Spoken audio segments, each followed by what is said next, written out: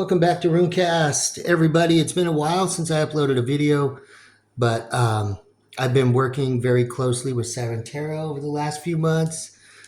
So I have Misty here, and we've been having a lot of fun over on Psycho Tarot. Karaoke. Yes, Karaoke Tarot Saturday nights. Thanks for those of you who have joined us for the fun. And you've probably seen me do rune cards on Psycho Tarot. Misty got me this deck of playing cards that has the runes on it. So these were kind of fun. When we were showing our face, I could hold up and show the card to you what you got. But for the last several, right, we've been doing the hands only, where you just see the cards face down. And occasionally, if you're familiar at all with runes, you probably use the stones, the tiles, or what have you. And so you may have seen me use these.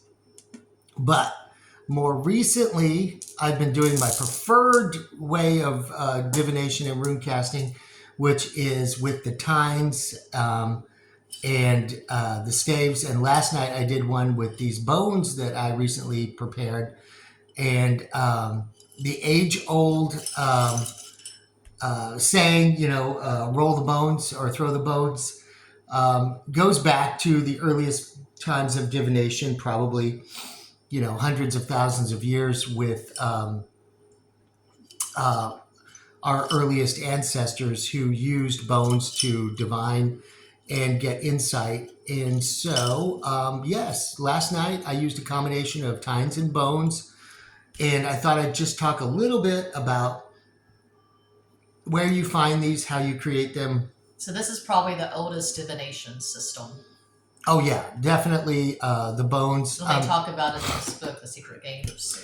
Yes. Oh yeah, and I loaned this to you. You got to thumb through it a little bit, but it's quite dense, right? Yeah, if it was just divination, I could look at it, but it's just got a lot of stuff going on, so I couldn't get into it. I've got a stack of books I'm trying to go through. So if it was just organized in a way that it's just, okay, there's the runes, there's the bones, there's seashells, and then tarot, but it's a lot of stuff. Well, I can't recommend this author enough. I have many books in my library by Nigel Pennick. He is a virtual fountain of information about this. He's a rune master, but in this book, I remember when I found it back in the 90s. This is a newer copy that you got for me, actually. Oh, yeah.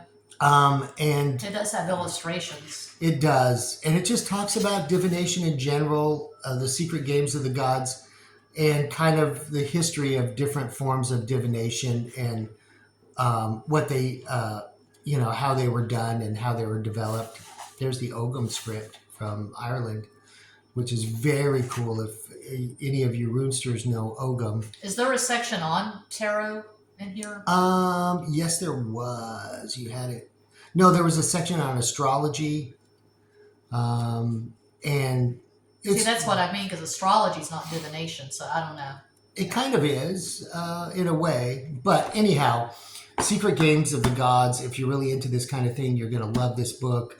It's got tons and tons of great info in it. So, how do I prepare my bones, and how do I divine this way? I cast, it's called the casting of lots sometimes, rolling of the bones. But I have these jars that I use, and I put them in there. So tell how you made these. These came from the tree in our front yard, right?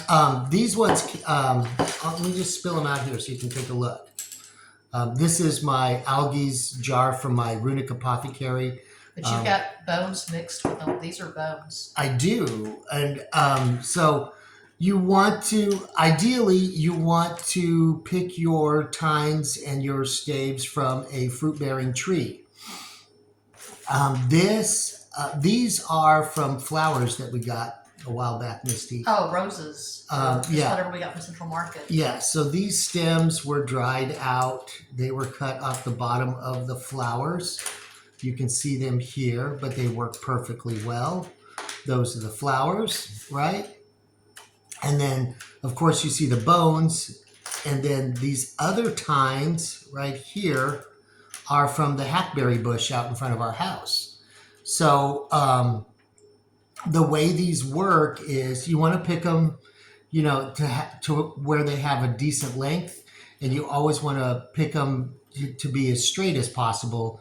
If they're not straight, it's not favorable. And it's the same thing with the bones. You want to pick long, straight bones. And the reason for that is when you cast them, you want to be able to see the runes, and the runes are always angular, and like that's Thurazaz.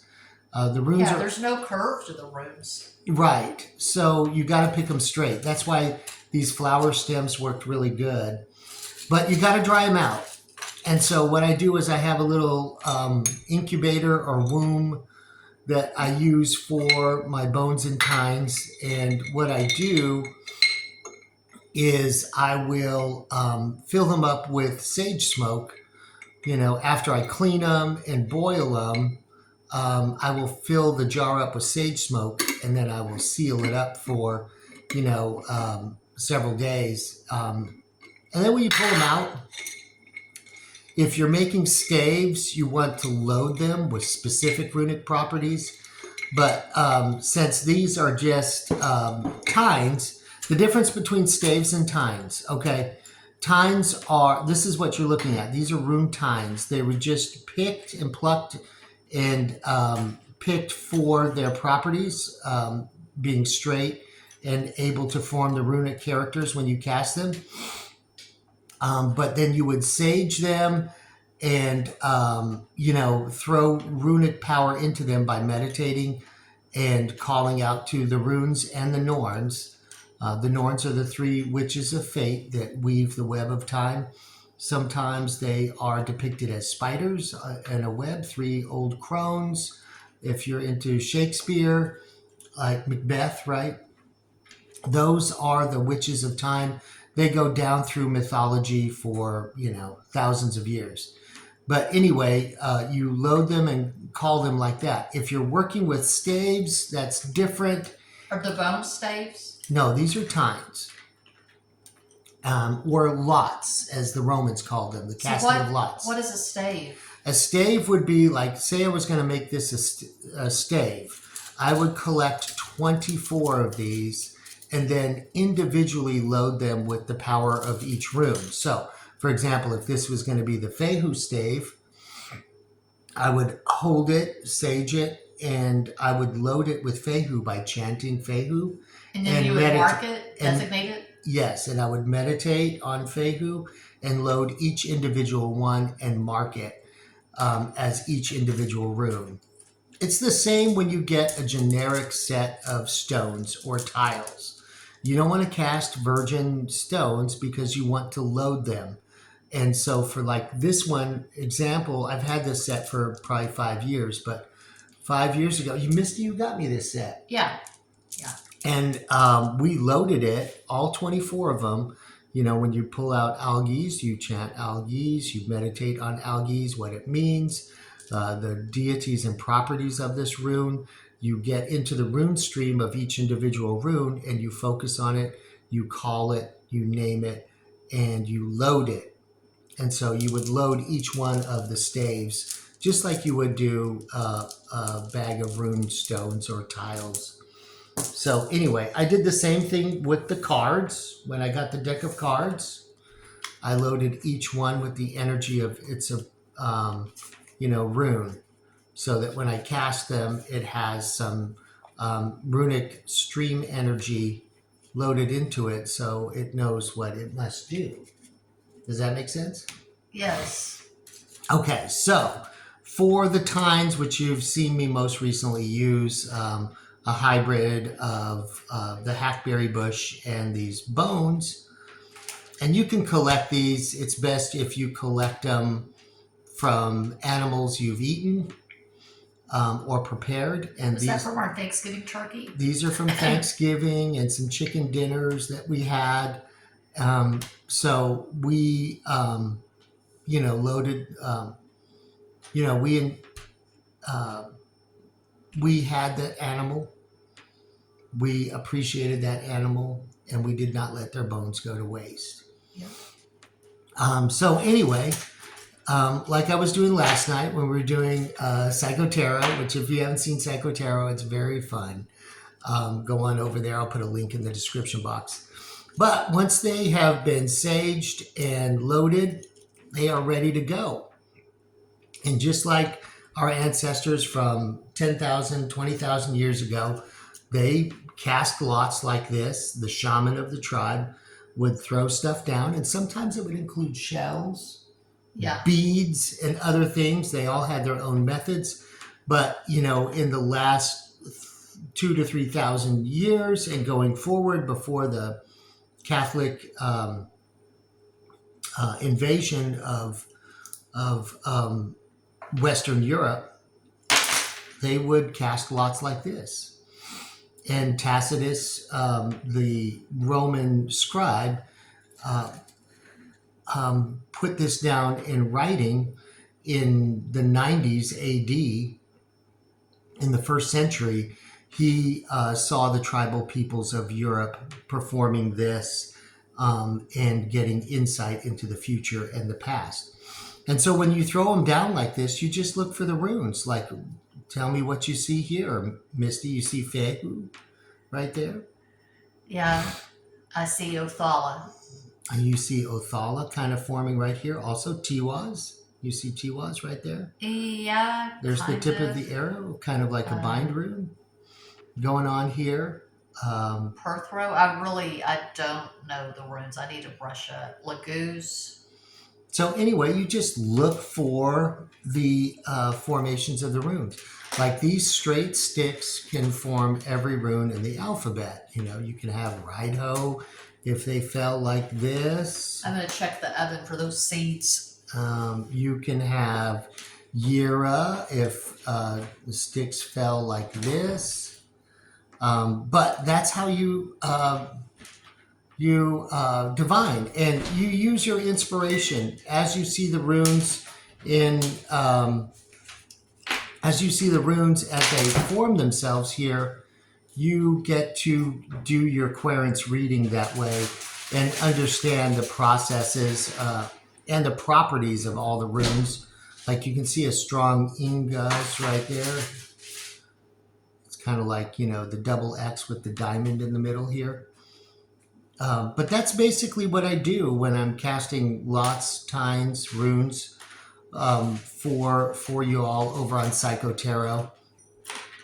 And, you know, I just thought I'd kind of go onto my channel and explain that. I don't upload as regularly as I used to. I was really excited a couple of years ago, and I started a series on herbs and runes, and which herbs associate with which runes and how to use them for magical properties. And you'll see plenty of videos of those if you go down below. And maybe you'll be inspired to create your own runic apothecary. It's something that I enjoy very much. I need to get fresh herbs for my runic apothecary and start rebuilding it. So I do plan to upload more, and I will share more about that with you in the coming days. Look, these seeds are ready. You going to do a seed thing? Yes. Let's Misty was also so inspired by this book that she thought she would try divining with lemon seeds. I've never heard of that before, but I'm sure our ancestor did something like that, as seeds were so very important for us as we came out of the Stone Age and started farming and working with agriculture.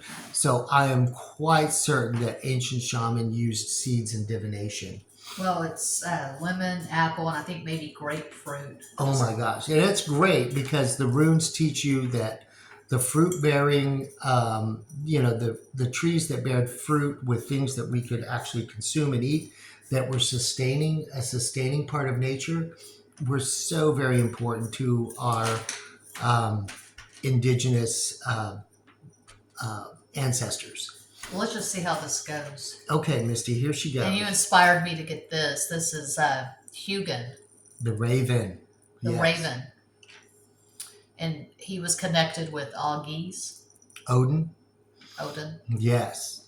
The But I mean, the room, when you gave me that room prescription to meditate on, you told me Augies, and that's when Hugin came to me. He came to me in the yes, meditation. Augie's is about awareness and protection. Okay. So she's going to try this. What do you see when you peer into that? Let me see. And you have to really use your intuition for this. Yeah, this is totally new. Okay. I see every speck. I'm a Virgo. I mean, I've got Virgo rising, moon in Virgo. I see every flaw. Okay. What I see here is wanting to change. It's like an incubation period, stagnancy, where you're trying to form new ideas. You're trying to make a change in your life, but you're feeling stuck. You're feeling trapped by circumstances. You're basically living in your dreams. Your reality is quite boring right now. Your dreams are vivid. You could be getting downloads, messages from ancestors. Ancestors could be visiting you in your dreams, giving you messages. So this is north, and this is east, and this is south. What do these directions signify in the runes? The cardinal directions. Yeah, North would be associated with Asgard. okay. South would be associated with Jotunheim or Isa or Hagalaz. East would be associated with Vanaheim, Sieg, Suelu, and then east would be Messelheim and See, the west is Svartalheim. not showing here. I'm seeing the north, I'm seeing the east, and the south. Yes. So, I mean, you could throw them out using pure intuition, and Yeah. you would just grab, you would look at that, and it would trigger something in your mind. You'll be briefly connected with the higher source, and that inspiration will come to you. So, your first thoughts when you look at that is your message.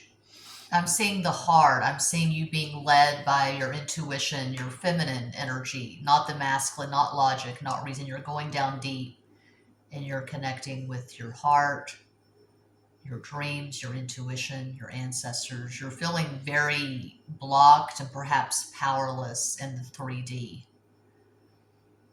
Yes, and like when you're casting tines, lots, or staves, you usually, as a runester, you will try and envision the 9 worlds out here and see what falls where. And we'll go into a little more depth in that later. But also, it's very critical that you recognize once you cast that brief connection with higher source to understand what the basic message is. And then the runes will help guide you through that message. And that's really what divination is all about, for me anyway. I've been doing this, on my own with just reading, books from my favorite authors like Freya Oswin and Nigel Pennick, and so I've just been inspired. But I don't really know anybody else who quite reads runes the way I do, but I'm sure they're out there. And when I started this channel, I had hoped that I would get in contact with other runesters who were interested in divining this way, who are also had their own methodology. So please like, subscribe, comment below. Let me know what you think about, and tell me how you read the runes. I would appreciate it.